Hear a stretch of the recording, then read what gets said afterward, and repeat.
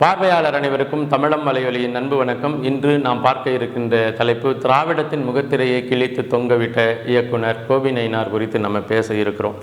எங்கு தொடங்கியது இந்த உரையாடல், எவரோடு நீண்டது இந்த உரையாடல், திராவிடத்தினுடைய தலகர்த்தர்களும் சரி, திராவிடத்திற்கு அடியால் வேலை செய்யக்கூடிய அந்த வலைதளவாசிகளும் சரி, ஒட்டுமொத்தமாக இயக்குனர் கோபி நயினார் அவர்களை எதிர்க்க வேண்டிய அவசியம் என்ன, அப்படி இவர்களெல்லாம் எதிர்க்கக்கூடிய அளவிற்கு இயக்குனர் கோபி நயினார் அவர்கள் வெளியிட்ட செய்தியினுடைய கூர்மைத்தன்மை என்ன என்பது குறித்து நம்ம பேச வேண்டியது இருக்குது. அதே போல் இந்த வாத பிரதிவாதங்களினுடைய போக்கு, தான் தயாரித்து தான் இயக்கி வெளியிட்ட அறம் என்ற படத்தை பாராட்டி திராவிடர் கழகம் கொடுத்த பெரியார் விருதினை நான் திருப்பி கொடுக்குறேன்னு இன்னைக்கு ஒரு முடிவை எடுத்திருக்கிறாரே இயக்குனர் கோபி நயினார் அவர்கள். இந்த அளவிற்கு ஒரு கடுமையான முடிவை எடுக்க வைத்ததனுடைய பின்னணி என்ன என்பது குறித்து தான் இந்த காணொலி பதிவு. குறிப்பாக உங்களுக்கு இயக்குனர் கோபி நயினார் அவர்கள் குறித்து நல்லாவே தெரியும். ஒரு மார்க்சிய லெனினிய பெரியாரிய பார்வை உள்ளவர் இயக்குனர் கோபி நயினார் அவர்கள். கோபி நயினாரை பொறுத்தவரையிலும் எல்லா சித்தாந்தத்தையும் பார்த்து விவாதங்களோடு ஏற்றுக்கொள்ளக்கூடிய பக்குவம் உள்ளவர். பெரியாரிய சிந்தனைகளை ஏற்றுக்கொள்ளக்கூடியவர், அதே நேரத்தில் விவாதிக்கக்கூடியவர். கம்யூனிச சிந்தனைகளையும் சரி, லெனினிய சிந்தனைகளையும் சரி விவாதத்தோடு ஏற்றுக்கொள்ளக்கூடியவர். பொருளாதார வர்க்க விடுதலை குறித்தெல்லாம் பெரிய உரையாடல்களை நிகழ்த்தக்கூடியவர் தான் இவர். அரசியல் ரீதியாக இவருடைய பக்குவம் என்ன அப்படிங்கிறது மார்க்சிய லெனினிய பெரியாரிய அந்த கொள்கை கோட்பாடுகளை விவாதத்தோடு விளக்கங்களோடு ஏற்றுக்கொள்ளக்கூடிய வர்க்க விடுதலைக்காக போராடுகின்ற ஒரு சிந்தனையாளர். அவரோட நான் தனிப்பட்ட முறையில் உரையாடிய பழக்கம் உண்டு. 2011 எப்பொழுதெல்லாம் அவசியம் இருக்கோ அப்பொழுதெல்லாம் அவரோடு பேசுகின்ற வாய்ப்பு இருந்த ஒரு நபராக இதை நான் அவர்கிட்ட இருந்து கற்றுக்கிட்டதை நான் சொல்கிறேன். அதே போல் அவருடைய தனிப்பட்ட வளர்ச்சி முறையில் அப்படின்னு பார்த்தீங்கன்னா, அவருடைய படம் அறம் என்கின்ற படம் நயன்தாரா நடிப்பினில் வெளியில் வந்துச்சு. அதற்கு முன்னாடி அவருடைய திரைத்துறை பயணம்ங்கிறது மிகப்பெரிய நெருடலுக்கும் மிகப்பெரிய போராட்டத்தின் அடிப்படையில் தான் அமைந்தது அப்படின்னு உங்களுக்கு தெரியும். தன்னுடைய சொந்த கதையாக இருந்த கருப்பர் நகரம் என்கின்ற கதையை களவாண்டு தான் ரஞ்சித் அவர்கள் இந்த மெட்ராஸுங்கிற படத்தை இயக்கி வெளியிட்டார். அவர் என்னை இயக்க சொல்லிட்டு கடைசியில் அவரே இயக்குறேன்னு சொல்லிட்டு அவர் கடைசியில் என்னுடைய கதை என்று சொல்கிற அளவுக்கு போயிடுச்சு அப்படின்னு கருத்தை வைத்த பிறகு, அதன் பிறகு அது ஒரு சமரச முயற்சி ஏற்பட்டு சமரசத்தின் அடிப்படையில் அந்த பிரச்சனையை முடித்தார்.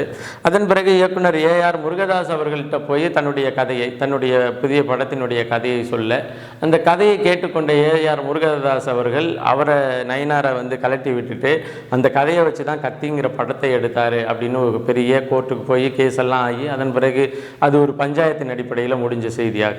அப்போ இந்த அளவுக்கு போராடி தான் அறம் என்கின்ற ஒரு படத்திற்கு வந்தார். அறம்ங்கிற படம் மிகப்பெரிய வெற்றியை அடைந்தது. பல்வேறு தளத்தில் மிகப்பெரிய விருதினை வாங்கி குவித்த ஒரு படம்.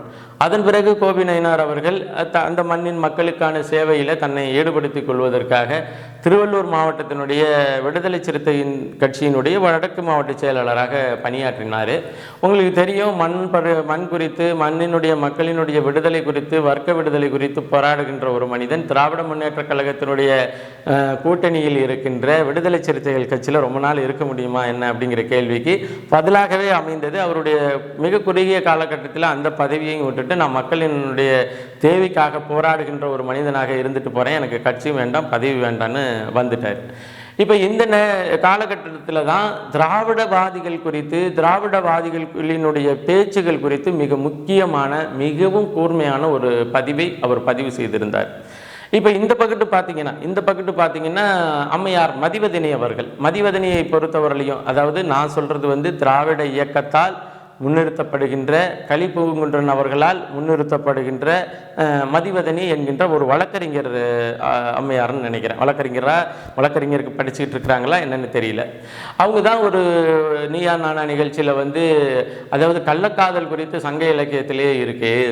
அப்படி சங்க காலத்திலேயே கள்ளக்காதல் குறித்து யார் கூட வேணாலும் வாழலாங்கிறது குறித்து, லிவிங் டுகெதர் ரிலேஷன்ஷிப் குறித்து இருக்கு அப்படின்னு சொல்லிட்டு, யாயும் யாகியும் யாராகியாரோ உந்தையும் நுந்தையும் எம்முறை களிருங்கிற ஒரு பாடலை கொண்டுட்டு இங்கே பாருங்க, நீங்கள் யாராக வேணாலும் இருங்க, நாங்கள் யாராக வேணாலும் இருக்கிறோம், 2 பேரும் சேர்ந்து வாழ்கிறதுல தப்பே இல்லை அப்படின்னு சொல்லி இந்த சங்க இலக்கிய பாடலை கொண்டுட்டு லிவிங் டுகெதர் வித்தவுட் ரெஸ்பான்சிபிலிட்டி அப்படிங்கிற அந்த கான்செப்டோட பொறுத்தின திராவிட இயக்கத்தினுடைய அக்மார்க் முத்திரையை கொண்ட ஒரு நபர் தான் இந்த மதிவதனி. நமக்கு தெரியும், திராவிட இயக்கம் தொடர்ந்து ஒருத்தரை முன்னிறுத்தது, தொடர்ந்து ஒரு தளத்தில் ஒருத்தரை முன்னிறுத்தி கொண்டே வருகிறது என்றால் அவரை வைத்து வேறு ஏதோ முக்கியமான காரியங்களை செய்ய இருக்குது அப்படின்னு நம்ம புரிஞ்சுக்கணும். அப்படிதான் மதிவதனி அவர்கள் சமீப காலமாக எல்லா மேடைகளிலும் திராவிட இயக்கத்தினுடைய எல்லா மேடைகளிலும் ஏறி பேசக்கூடிய அளவிற்கு இந்த திராவிட இயக்கம் அதனுடைய அதிகார வர்க்கம் அவரை வளர்த்து விட்டுருக்கு. இப்போ இவர் தான் யாரு, இந்த மதிவதனி தான் இயக்குனர் நயினார் அவர்களை பிராண்டி வைத்திருக்கிறார் என்பது தான் இப்போ செய்தி. அதாவது கோவி நயினார் ஒரு குறிப்பிட்ட செய்தியை பகிர்கிறாரு. திராவிட தளத்திலிருந்து எழுப்புகின்ற குரல் வர்க்க விடுதலைகளுக்கோ அல்லது ஒடுக்கப்பட்டவர்களினுடைய விடுதலைக்கோ ஒரு பொழுதும் இருந்ததில்லை. நீங்கள் திராவிடத்தினுடைய அதிகார வர்க்கத்தை காப்பாற்றுவதற்காக, அதிகார மையத்திற்கு வேலை செய்வதற்காக, அதிகார மையம் தவறு செய்கின்ற பொழுது அந்த அதிகார மையத்தை காப்பாற்றுவதற்காக இவர்கள் பேசுகிறார்கள். இவர்கள் ஒரு பொழுதும் ஒடுக்கப்பட்ட மக்களினுடைய பக்கம் என்று அரசை கேள்வி கேட்க மறுப்பவர்கள். இவர்கள் ஒடுக்கப்பட்ட மக்கள் பாதிக்கப்படும் பொழுது அரசின் தரப்பு நியாயத்தை பேசுவார்களே தவிர ஒடுக்கப்பட்டவர்களினுடைய மக்களினுடைய தரப்பு நியாயத்தை பேச மறுப்பார்கள். இவர்கள் மட்டுமல்ல, மதிவதனி மட்டுமல்ல, அந்த காலத்தில் இருந்த பெரியார் முதல் அதன் பிறகு வந்த ஒவ்வொரு பெரியாரிஸ்டுகள் வரை, அதே போல திராவிடத்தினுடைய தலகர்த்தர்களாக இருக்கின்ற எல்லாருமே அதிகார வர்க்கத்திற்கு கால் பிடிச்சி அதிகார வர்க்கத்துக்கு குடைபிடித்து நடக்கக்கூடியவர்கள் என்று ரொம்ப தெளிவான ரொம்ப ஷார்ப்பான செய்தியை சமூக வலைதளத்தில் பதிவு பண்ணிட்டார். இப்போ அதற்கு நிறைய எடுத்துக்காட்டுகளை அவர் பதிவு செய்கிறாரு. என்ன பதிவு செய்கிறாருன்னா, கீழ்வன்மணி பிரச்சனையில் இதே ஆட்சி அதிகாரத்தில் இருந்த இந்த திராவிடர் முன்னேற்ற கழகம் அது கூலி உயர்வுக்காக ஒரு சண்டித்தனத்தினால நடந்த போராட்டம், அது ஒரு ஒடுக்கப்பட்டவர்கள் மீது நிகழ்த்தப்பட்ட ஒரு படுகொலை என்று நீங்கள் பார்க்கக்கூடாது அப்படின்னு ஆரம்பகால அறிக்கை விட்டுச்சு. அதன் பிறகு அந்த ஆரம்பகால அறிக்கையின் பிறகு தான் இது அந்த ஊரில் உள்ள பாதிக்கப்பட்ட மக்கள் பாதிக்கப்பட்ட தளத்திலிருந்து ஒவ்வொருத்தராக உரையாடலை நிகழ்த்தின பிறகு தான் அது ஒரு படுகொலை என்கின்ற கவனத்தை இந்த அரசு எடுத்துக்கிச்சு. இந்த அரசு முதல்ல எடுத்துக்கொள்வதற்கு காரணமாக இருந்தது திராவிடர் கழகங்களும் திராவிடத்தினுடைய தளமும் பேசிய பேச்சு. இவங்க கூலி உயர்வு கேட்டு போராடியவர்கள் சண்டித்தனம் செய்தார்கள் என்று திராவிடர் கழகம் அந்த காலத்தில் பதிவு பண்ண பதிவு அப்படிங்கிற ஒரு செய்தியை சொன்னார். அதே போல் நீங்கள் தாமிரபரணியில் மாஞ்சோலை தொழிலாளர்களினுடைய பிரச்சனையில் இதே கருணாநிதி அரசு வேண்டுமென்றே தாமிரபரணி ஆற்றில் எல்லாவரையும் தள்ளிவிட்டு கொலை செய்த பிறகு அவர்கள் ஆற்றில் குதித்து தப்பிக்க முடியாமல் இறந்து போனவர்கள் என்று பொய்யான தகவலை பதிவு செய்தது. இதே திராவிடங்கள் தான் வேங்க வயலில் மலத்தை கலந்தவர்களை பிடிப்பதற்கு பதிலாக பாதிக்கப்பட்டவர்களே தன்னுடைய பிரச்சனைக்காக இவர்களே தங்கள் சாப்பிடுகின்ற குடிநீரை குடிக்கின்ற அந்த தொட்டியில் ஏறி இவங்களே கலந்தாங்க அப்படின்னு சொல்லி இவர்கள் மீதே வழக்கு தொடுக்கின்ற ஒரு போக்கை நம்மளால் பார்க்க முடிகிறது. அப்போ அன்று முதல் இன்று வரை இவர்கள் இந்த திராவிட தளத்தில் இருக்கின்ற எல்லோருமே என்ன செஞ்சுக்கிட்டு இருக்கிறாங்க அப்படின்னு சொன்னால், ஒரு அரசின் கீழே ஒடுக்கப்பட்ட மக்கள் போராடிக்கிட்டு இருக்கும் பொழுது, ஒடுக்கப்பட்டவர்கள் களத்தில் நின்று போராடிக்கிட்டு இருக்கும் பொழுது, ஒடுக்கப்பட்டவரினுடைய பக்கத்தில் நின்று நியாயத்தை பேசுவதற்கு பதிலாக இவர்கள் அரசின் பக்கத்தில் நின்று அவர்களுடைய அரசினுடைய தரப்பு நியாயத்தை பேசுகிறார்கள். அப்படிதான் மதிவதனியுடைய சமீபகால பேச்சுக்கள் அனைத்தும் ஒரு எளிய இடத்திலிருந்து வருவது போல் இல்லாமல் எளிய மக்களினுடைய உரையாடல்கள் போல் பார்வைக்கு தோன்றினாலும் அது அரசையும் அதிகார வர்க்கத்தையும் காப்பாற்றுவது போல இவர்கள் தொடர்ந்து பேசிக்கொண்டிருக்கிறார்கள் என்று பதிவு செய்திருக்கிறார். இதில் அவர் ரொம்ப தெளிவாக பதிவு செய்திருக்கிறது என்னன்னா, ஆரியம் மிகப்பெரிய எதிரி, அவனாலே நம்மளுக்கு கண்ணுக்கு எதிரே நின்று சண்டை போடுவான். கண்ணுக்கு எதிரே நின்று சண்டை போடுறவனை இவன் கொல்ல வர்றானா இல்லை குத்த வர்றானா அல்லது கையில் கத்தி வச்சிருக்கிறானா கடப்பாரை வச்சிருக்கிறானான்னு நம்மளால் கண்டுபிடிச்ச முடியும். ஆனால் திராவிடம் என்பது நம்மை பாதுகாக்கிறோம் என்று தமது பக்கத்திலேயே இருந்து நமக்கு துரோகத்தை செய்கின்ற ஒரு துரோகி. ஆரியம் எதிரி, திராவிடம் துரோகி. அதனால ஆரியத்தை கூட நாம் கண்டும் காணாமல் இருந்து நேரடியாக வரும்போது சண்டை போட்டுக்கலாம். திராவிடம் என்ற துரோகியை அழிக்க வேண்டிய அவசியம் இருக்கு அப்படின்னு வெளிப்படையாக அந்த மனுஷன் பேசிட்டார். இப்போ வெளிப்படையாக பேசுனா திராவிட கூடாரங்கள் என்ன செய்யும்? வெளிப்படையாக பேசுனது யாருன்னு பார்க்கும். இப்போ கடந்த காலத்தில் அவருக்கே நம்ம பெரியார் விருதெல்லாம் கொடுத்து வச்சிருக்கிறோமே, அப்படிப்பட்டவரே இப்படி திராவிடத்தை வச்சு கொலையாக கொன்னுட்டாரே அப்படிங்கிற பெரிய வைத்தறிச்சலில் என்ன நடக்குதுன்னா, அடுத்து ஒவ்வொருத்தராக கோபி நயினார் அவர்களை வந்து விமர்சித்து எழுகிறது.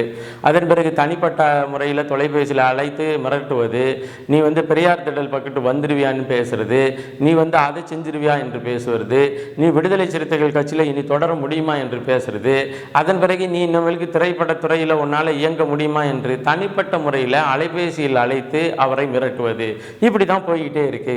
இதனுடைய தொடர்ச்சியாக இயக்குனர் கோபி நயினார் அவர்கள் இன்னைக்கு ஒரு முடிவுக்கு என்ன வந்திருக்கிறாருன்னா, சரிங்க நான் வந்து என்னுடைய வர்க்க விடுதலை, என்னுடைய மக்களினுடைய விடுதலை குறித்து பேசுகிறேன், இதில் திராவிடவாதிகளுக்கு வந்து என்ன சிக்கல், இப்போ நான் பேசுகிற இந்த சிந்தனையை நீங்கள் தவறுன்னு சொல்லுங்கள். இப்போ பகுத்தறிவு என்பது வந்து கடவுள் இல்லை என்று சொல்வது மட்டும்தான் பகுத்தறிவா? இந்த மண்ணை அள்ளி வித்துக்கிட்டு இருக்கிறாங்க, இந்த மண்ணை அள்ளி மலடாக்குறாங்க, இந்த மண்ணை காப்பாற்ற வேண்டும் என்று நான் போராடுகிறேன், இது வந்து பகுத்தறிவு அற்ற செய்யலாம், இது பகுத்தறிவில் வராதா? அதே போல் இந்த மண்ணினுடைய இயற்கை வளங்கள் சூறையாடப்பட்டு கொண்டிருக்கின்றது, இந்த மக்களினுடைய தனிப்பட்ட உரிமை பாதுகாக்கப்படாமல் அரசினுடைய அதிகார வர்க்கத்தினால் தொடர்ந்து சூறையாடப்பட்டு கொண்டு வருகிறது. இப்ப இதெல்லாம் நான் வந்து எதிர்த்து கேள்வி கேட்கும் பொழுது இது பகுத்தறிவுக்குள்ள வராதா?